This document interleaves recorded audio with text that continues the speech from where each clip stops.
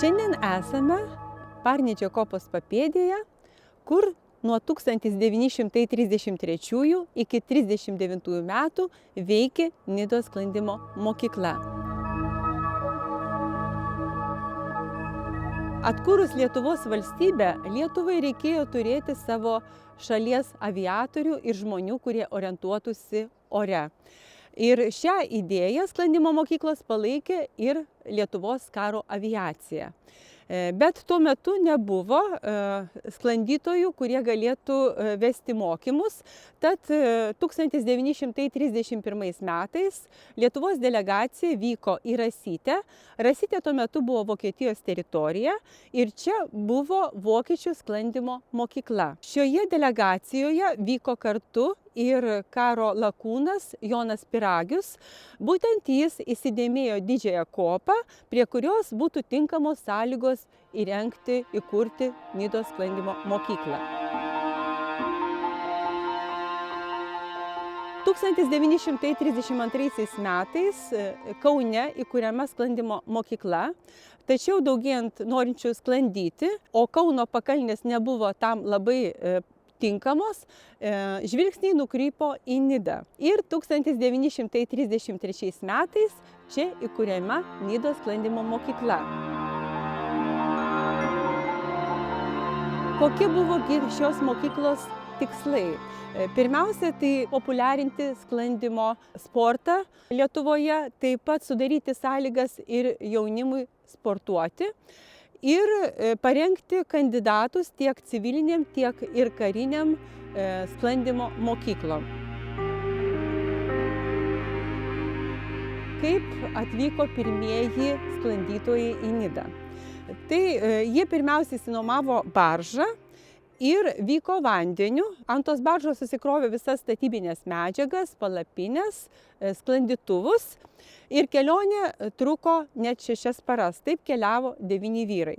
Jiems atvykus vietiniai gyventojai stebėjosi ir sakė, kad čia sklandymo meną tik tai valdė žuvėdros ir vanagai. Per vieną mėnesį, 1933 metais vasarą, buvo pastatytas angaras ir sklandytojai, esant tinkamam orui, vėjui, sklandė. 1933 metais, rugsėjo 4 dieną, įvyko oficialus šios mokyklos atidarymas.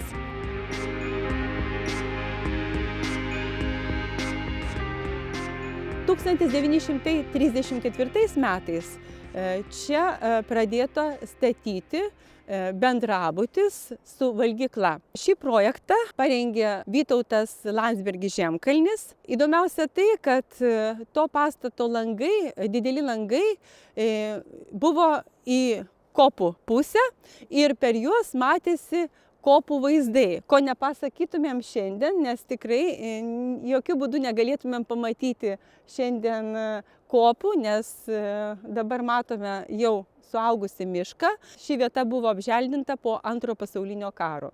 Iki tol sklandytojai eidavo pietauti į miestelį Pasakutį, į restoraną, ir buvo susitarta, kad už 2 litus jie gali valgyti tiek, kiek jiems telpa. Bet vyrams reikėdavo nueiti nemažą atstumą, taip pat sočiai pavalgius tekdavo grįžti vėl į sklandymo mokyklą. Šį bendrabutį, šį pastatą statė Nidos žvejai. Statyba nevyko taip greitai, kaip norėtųsi. Žvejai dirbo uoliai, bet jie labai mėgdavo susėdę, papapsėti savo pipkutėmis ir pasišnekučiuoti apie žvejybą, apie varnų gaudymą ir aptarti visas kaimo naujienas. Norėčiau Jums papasakoti ir apie žymiausius, tokius svarbiausius rekordus, kurie buvo čia pasiekti būtent Nidos sklandymo mokykloje. 1935 metais Jonui Piragiui pavyko nuskristi iš Nidos iki Palangos ir įveikti 75 km atstumą. 1936 metais tas pats Jonas Piragius išsilaikė ore 22 valandas 36 minutes. Tai buvo 4. rekordas pasaulyje. 1938 metais sklandytojas Alfredas Gysas išsilaikė ore net 26 valandas ir 3 minutes. Tai buvo 3. rekordas pasaulyje. Alfredas Gysas savo prisiminimus užrašė ir jisai pasakoja, kad atlikęs šį savo rekordinį skrydį, numigęs 2 valandas, jisai su draugais, sklandytojais nuėjo pasakutį ir ten restorane susitiko pašto stoties viršininką, kuris pasakojo tą matytą skrydį. Jisai buvo gegužės 24 rytą įsiruošęs į Klaipėdą ir jau ėjo į garlaivį ir mato virš kopų kybo jau vienas. Jam nuvykus į Klaipėdą, susitvarkius visus savo reikalus, grįžus vakarop į Nidą, mato, kad dar tas tebekybo virš kopų. Kitą rytą, 5 valandą anksti atsikėlęs, jis pasižiūri, ogi dar sklandytuvas virš kopų.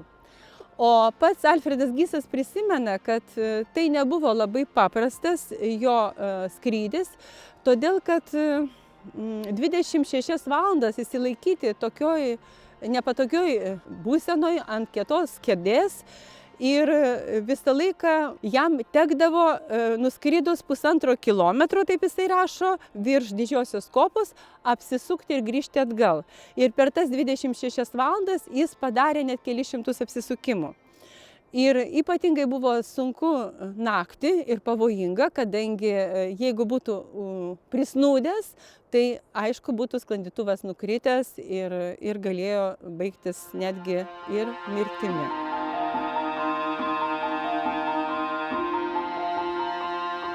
1939 metais okupuoja vokiečiai ir jie užima Nidos sklandymo mokyklą ir sklandytojams tenka vėl išsikraustyti į Kauną. Jie tiesiog nieko nepasima, jokių daiktų, tik tai įsiveža sklandytuvus, o viskas lieka vokiečių sklandytojams. Bet vokiečiai kaip kompensacija už prarastą turtą aeroklubui padovanoja net 2 gerus sklandytuvus. 1940 metais okupavus rusams čia įsikuria rusų kareiviai. Bet deja, karo pabaigoje, vieno nelaimingo atsitikimo metu sklandymo mokykla su visais pastatais buvo sudeginta.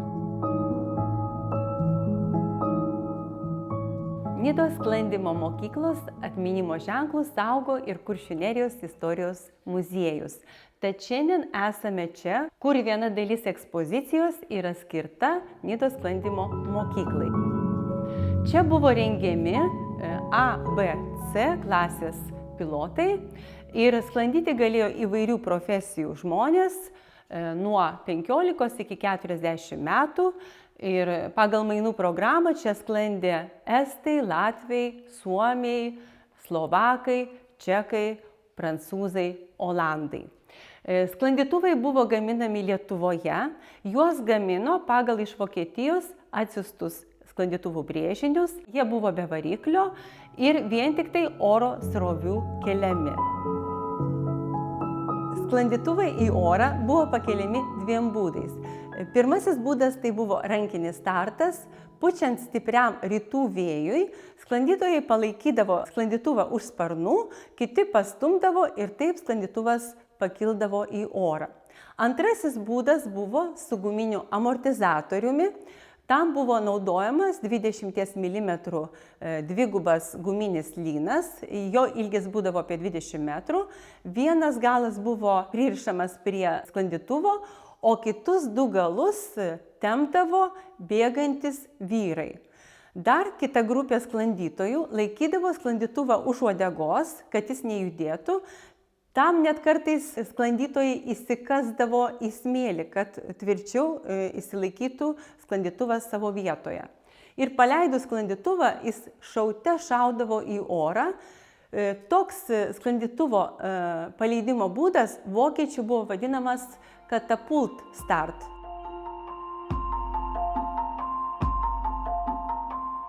Bet ne visi skrydžiai būdavo sėkmingi. Kartais ir gana dažnai sklandytuvas nukrisdavo, suduždavo.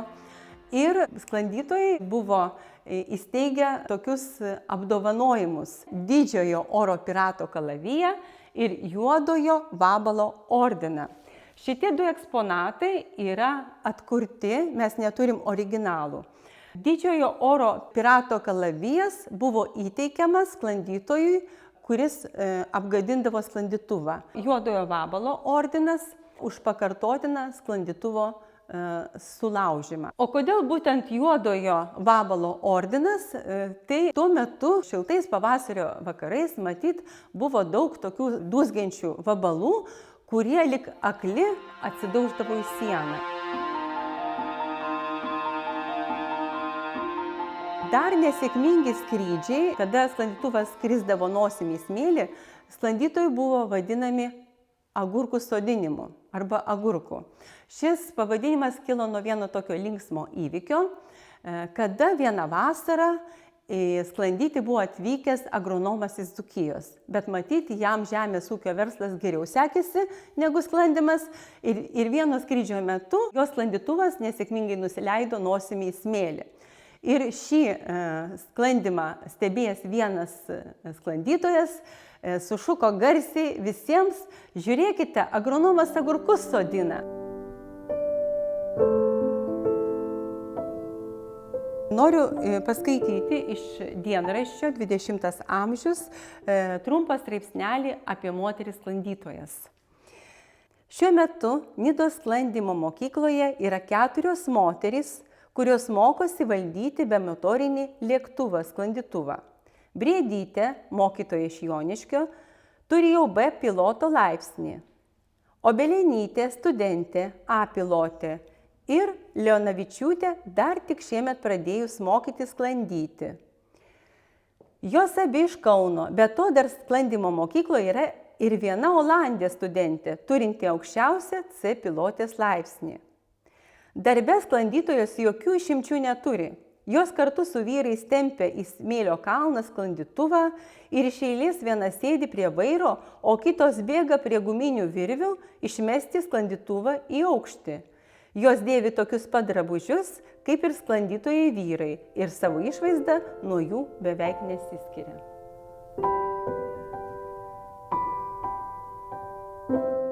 Labai gaila, kad šiuo metu mes neturime Nidos sklandymo mokyklos, beje, ją čia įkurti būtų galbūt ir sudėtinga su šiandienos reikalavimais, kadangi mūsų kopos žemėja ir nebūtų galimybių ją įkurti būtent toje vietoje, kur jinai buvo tuo metu. O visiems Nidos gyventojams, svečiams ir mylintiems Kuršių neriją noriu palinkėti gero vėjo, gero skrydžio ir minkšto saugaus nusileidimo.